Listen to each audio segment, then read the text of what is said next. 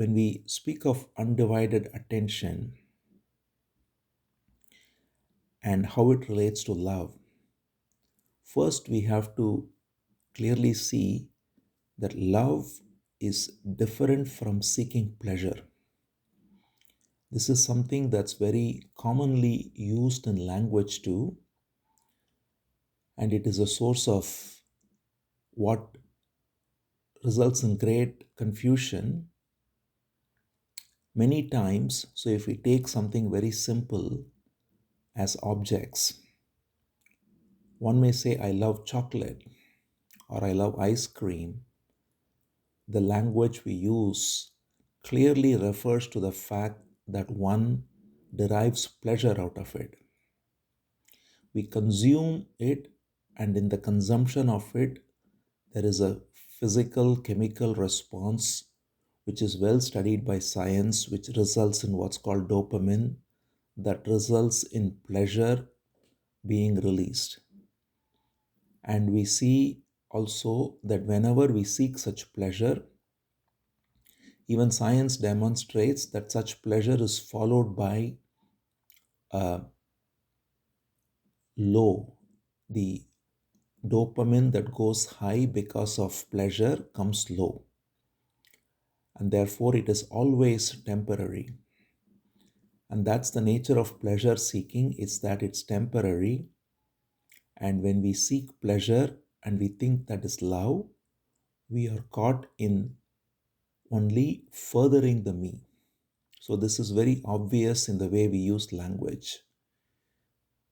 As someone pointed out, when people say, for those who eat fish, for example, they say, I love fish.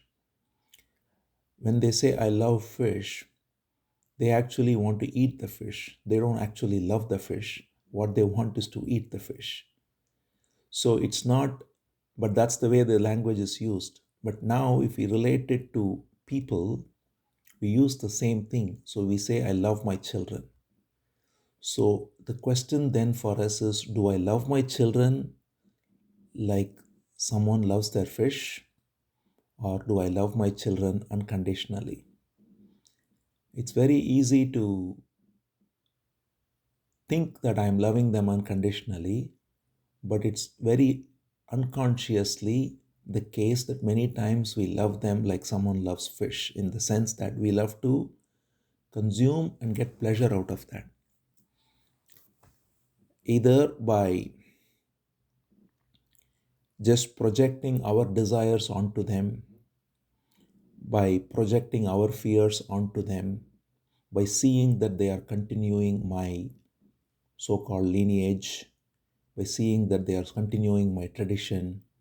In other words, I'm using, let's say, children in this case, to further my idea of pleasure, which is some form of desire.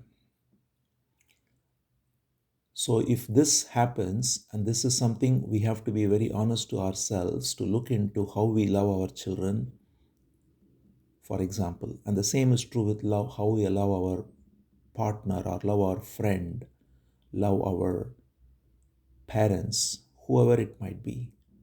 Every time we use the word love, there is every danger of that love actually masquerading attachment and consumption. We want to consume people just as we consume things for pleasure. We like to consume people and their energy and their activities for our pleasure. This is a very common syndrome, which is what causes friction in all relationships. We look at everyone with the attitude of what's in it for me. And this what's in it for me is what reduces people to just objects of pleasure. But unlike inanimate objects of pleasure, when we do this with people, they do the same as well. If they are children, for instance, they are still forming, and so they are seeing this behavior from their parents or from their other environment, and that's what they imbibe, and that's their idea of love as well. And they think that is how they have to live life. And if we do this with adults, the adults, others are also doing the same with us. And in that, there is friction, there is conflict. So, this is the nature of relationships which are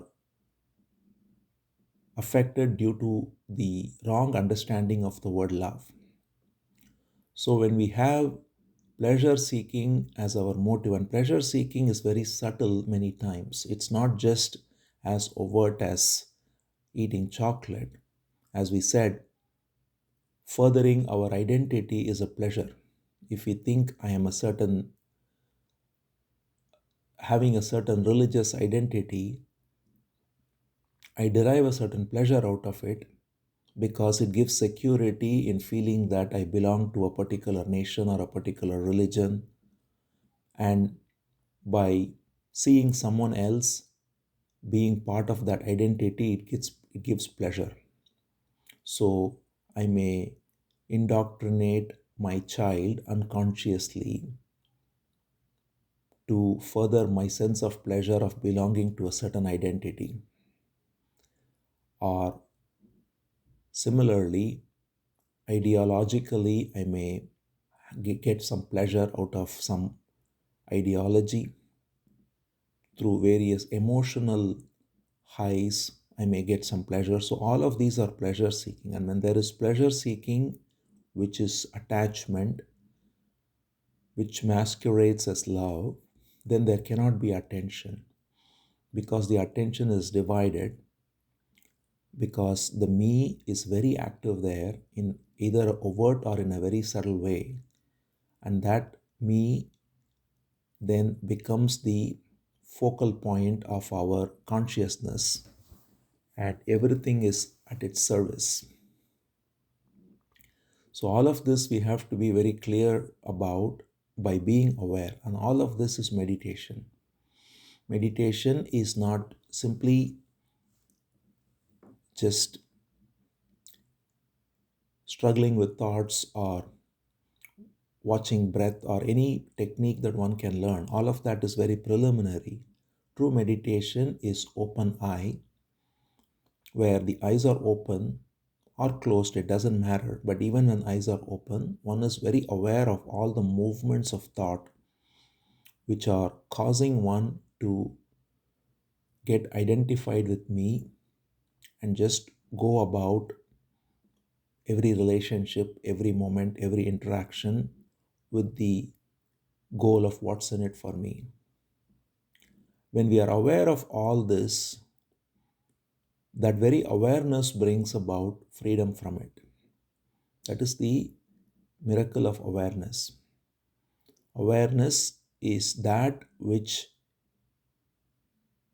illuminates all activities of the mind.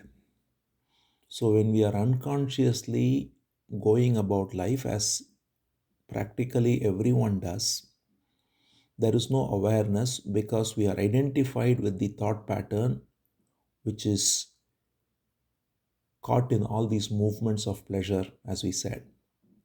But the moment we turn within to look into these activities, that is awareness and that is meditation.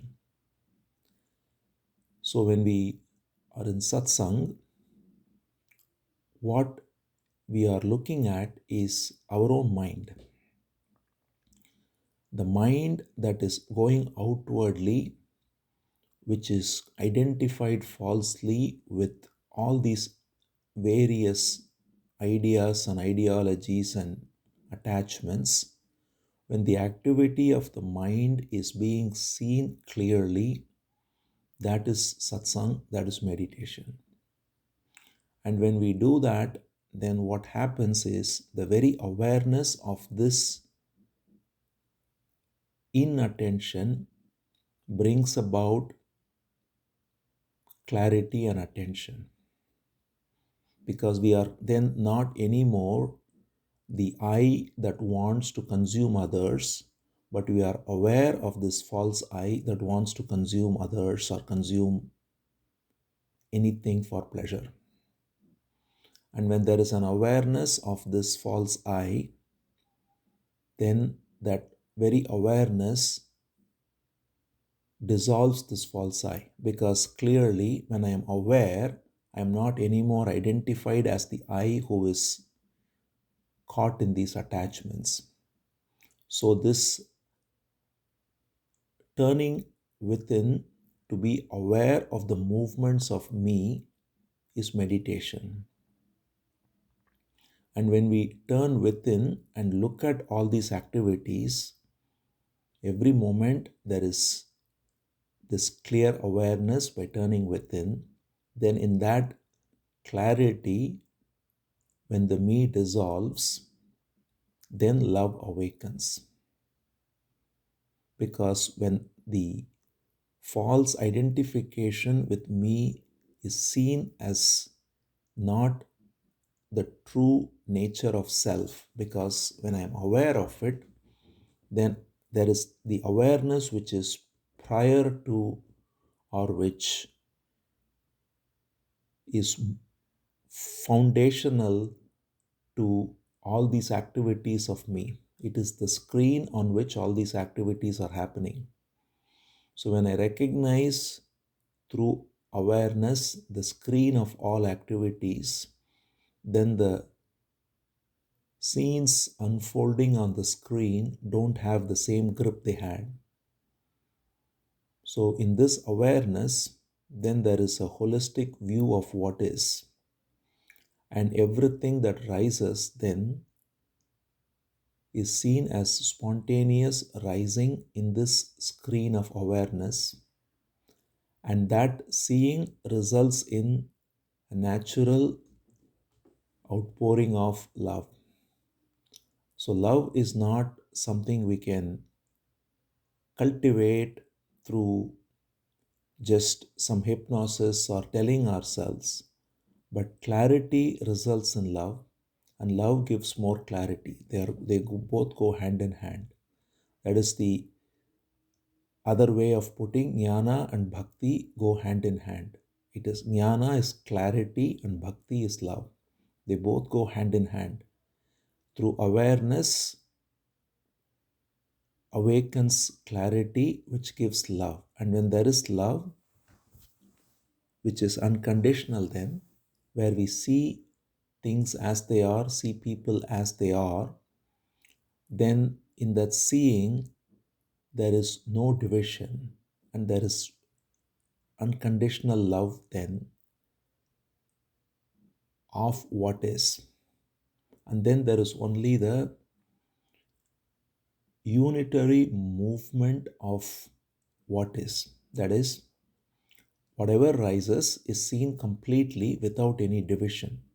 When we say unitary movement, all it means is it's free of the subject-object divide that constantly plays in our head. Whenever we look at anything, immediately the me rises as the subject which is thinking about the observation.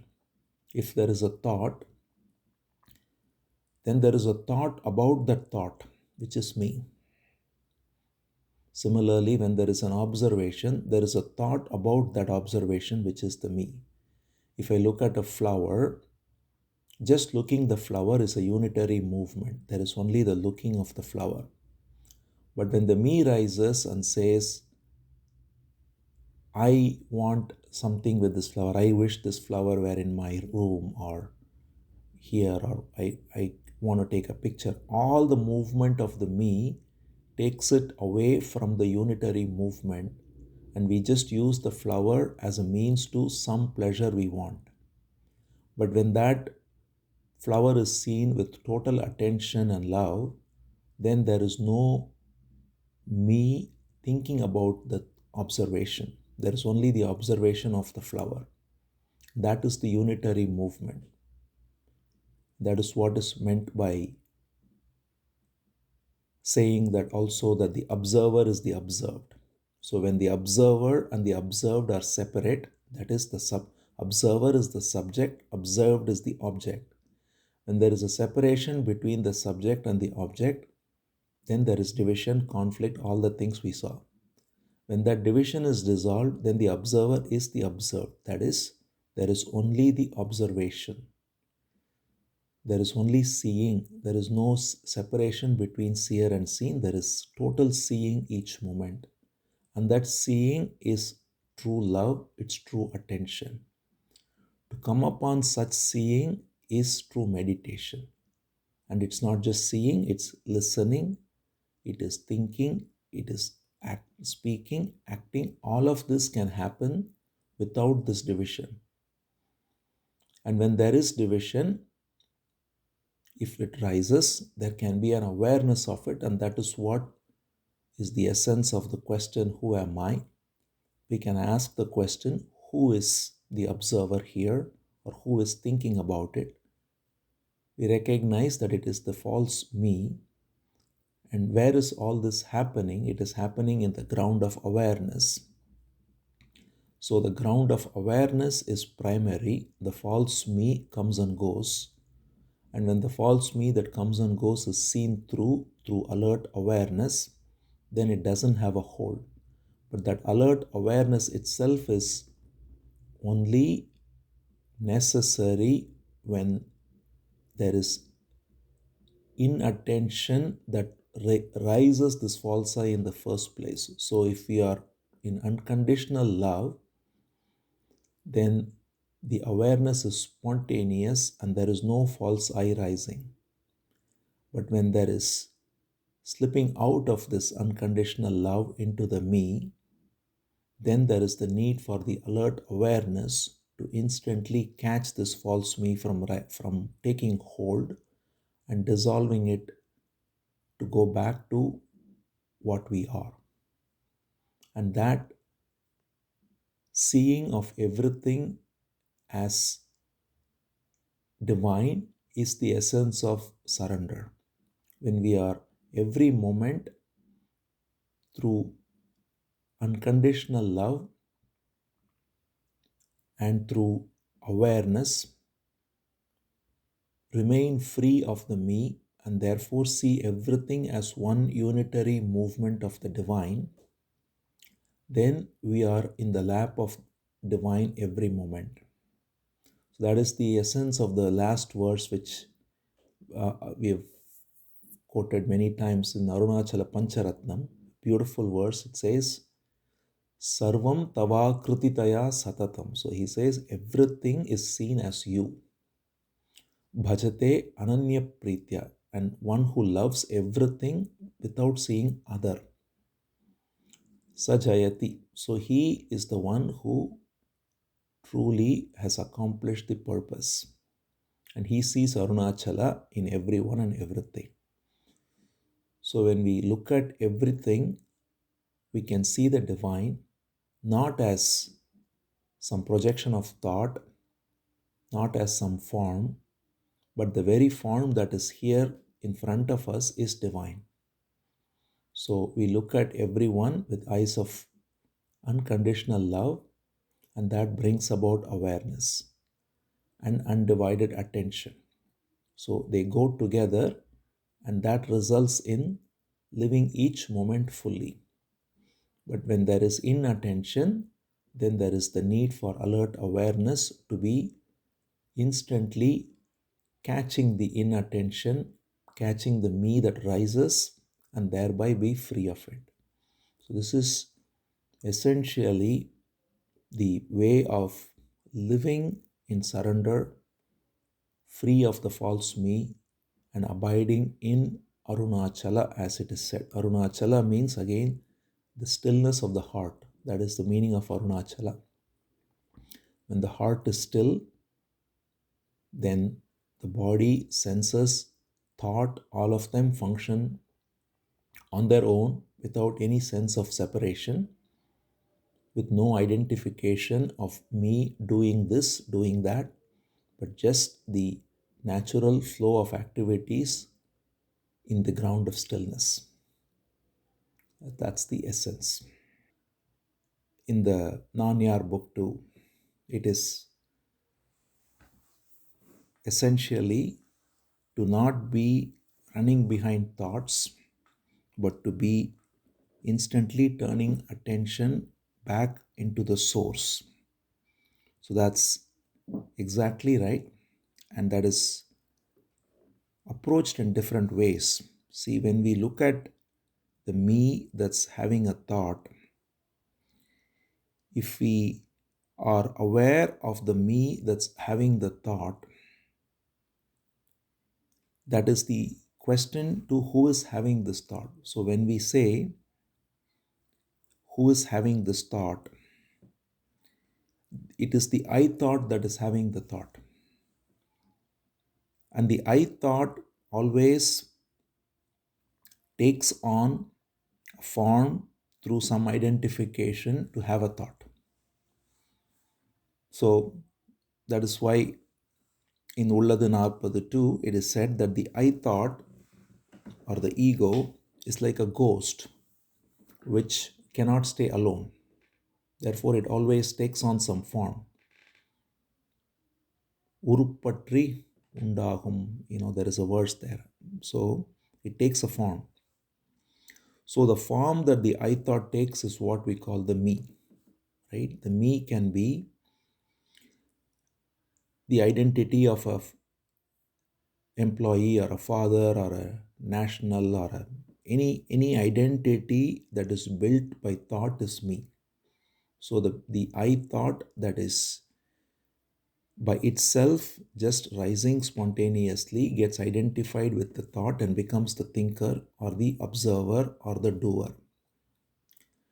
So when we have a thought, there is the conflict between the observer and the observed, because we think I am the observer and there is the observed out there,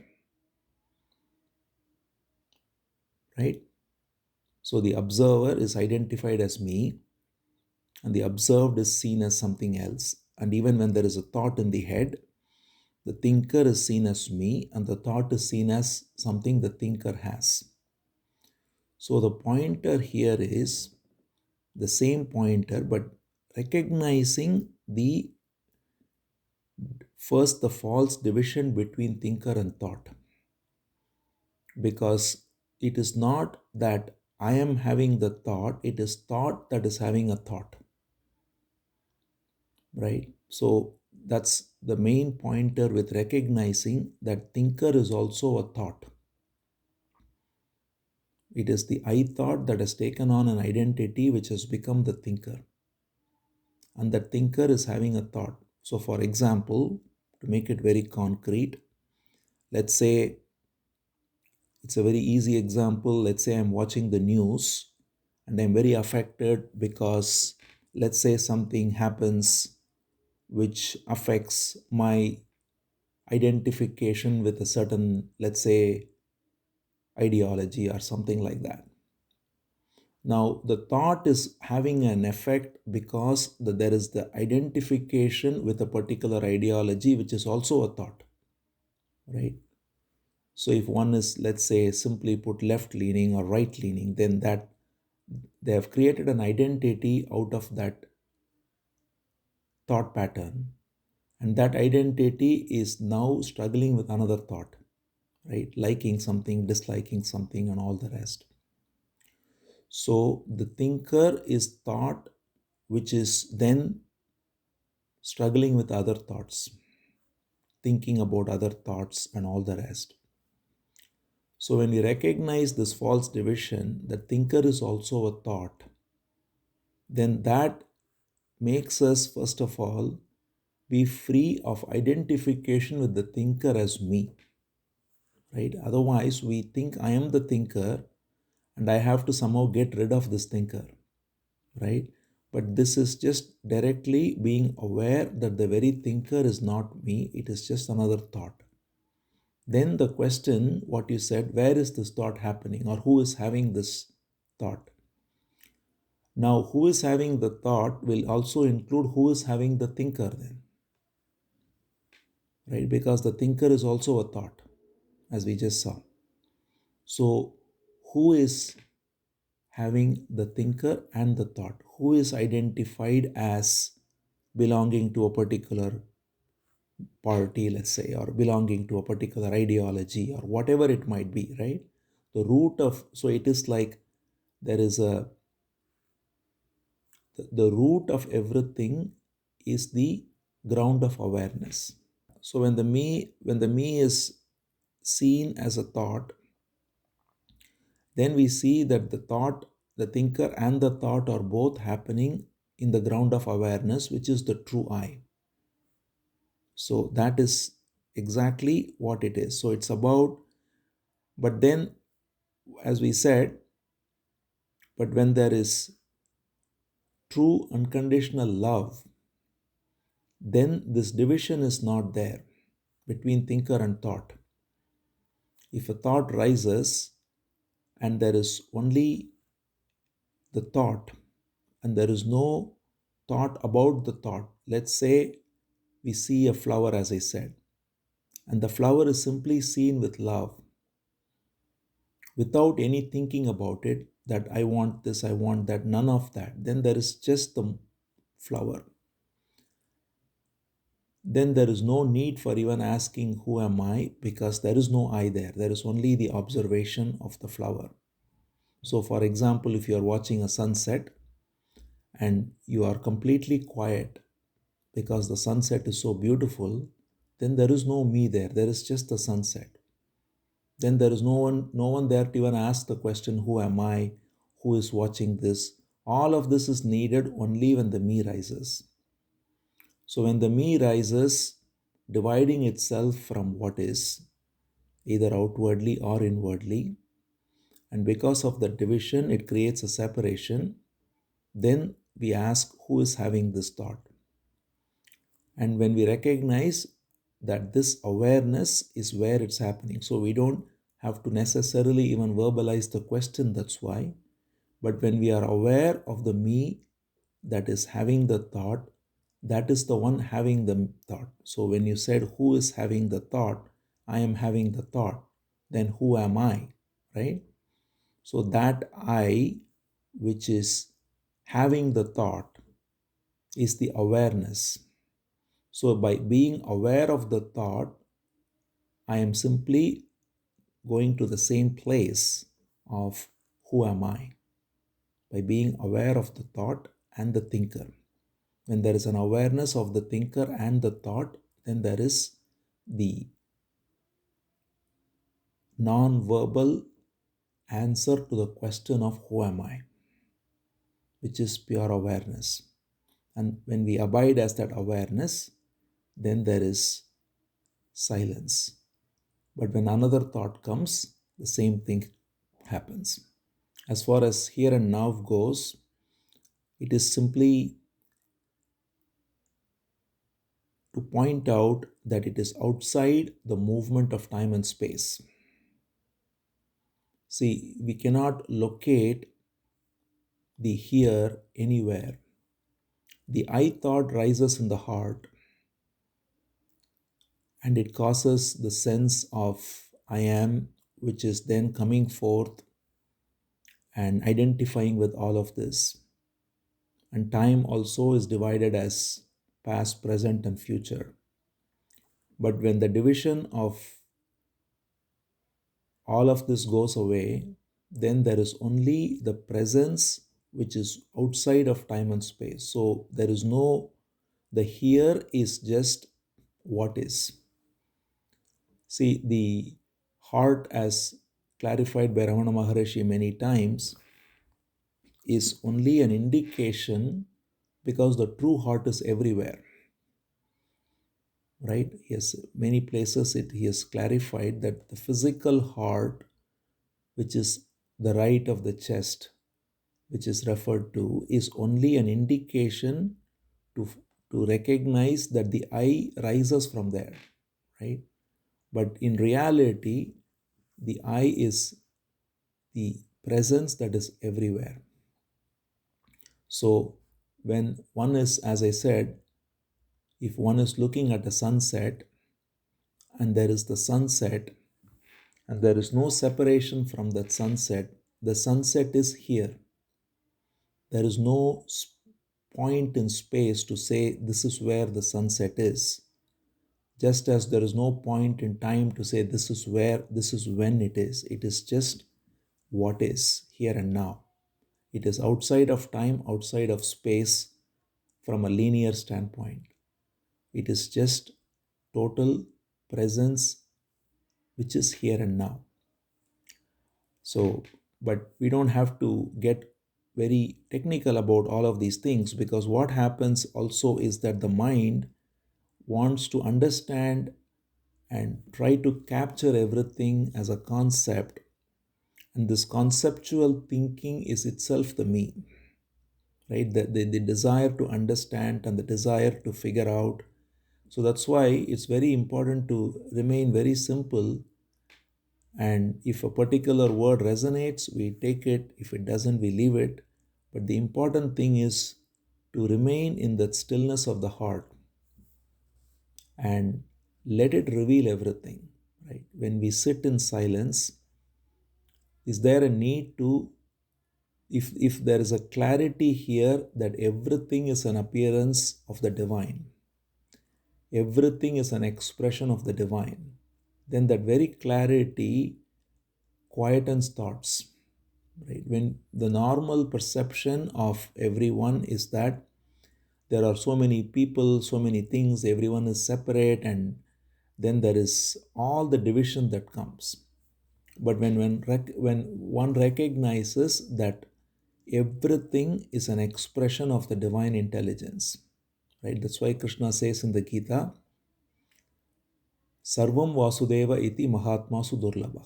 Everything is Vasudeva. When we recognize this alone, then the constant indulgence in thinking goes away, right? Thinking is only there because of separation. Even if thoughts rise, then see, mind has its own role to play. It's a wondrous power and it's necessary for activities in this world. And when there is thinking that is happening in the mind, if the thinking is functionally necessary, then it goes on.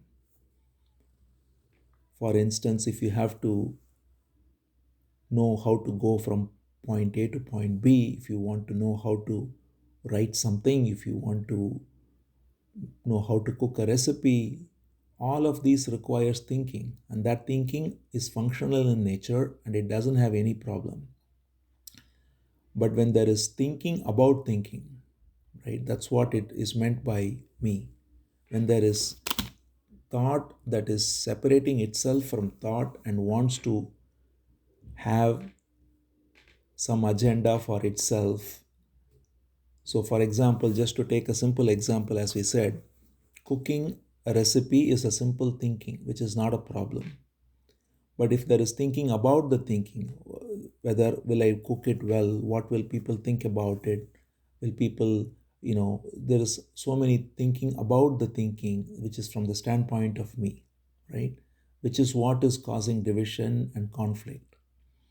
So when such thoughts come, to be free of that is the essence of meditation, and that brings about stillness.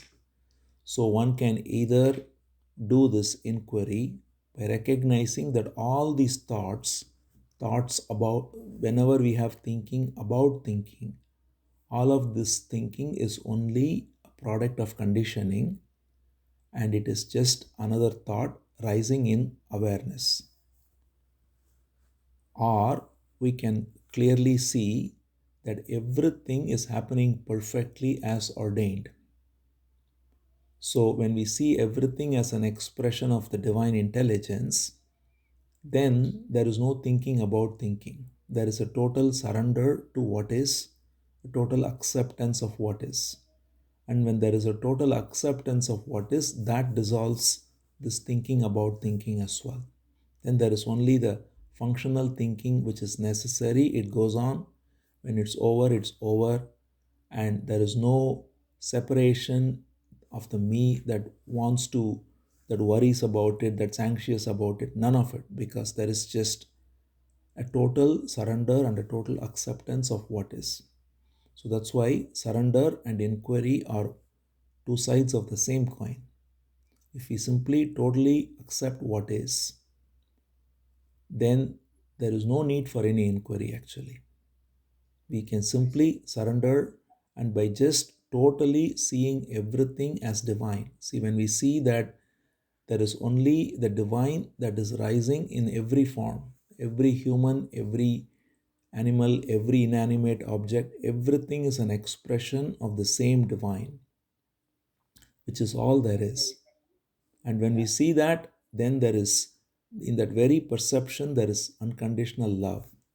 And that unconditional love is attention, which is free of the me. So that's the same as inquiring and being free of the me.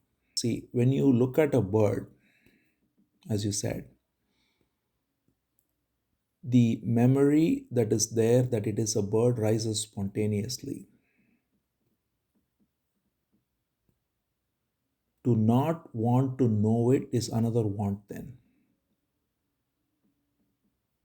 So that's why I was pointing out recently that if you look at the life of Ramana Maharishi, he did not go about not knowing what is in front of him, right? He spoke to his mother, calling her mother. He spoke to a child, treating as a child. He looked at a vegetable and knew how to use it for cooking, right? So sometimes we have to be very clear that what we mean by not knowing is not being caught in the me that is tying together and building a story around the knowing, right? Every moment is a discrete moment that rises and falls on its own. So when I look at a tree, the tree is there and that's it. The next moment I look at a person, the person is there. But what is creating a sense of knowing is the me that is tying together each moment into a apparently permanent entity, right? I have known this, I am doing this, I will do this. The sense of I, which is the knowing entity, is sustained as the thread that connects all this knowing. And when that is there, then there is a false illusion of a self, a separate self. And that separate self, which is a false illusion, is the one who thinks I am knowing, I'm experiencing, right? Knowing and experiencing go together. Knowing cannot happen without experiencing, and experiencing is knowing in the objective sense.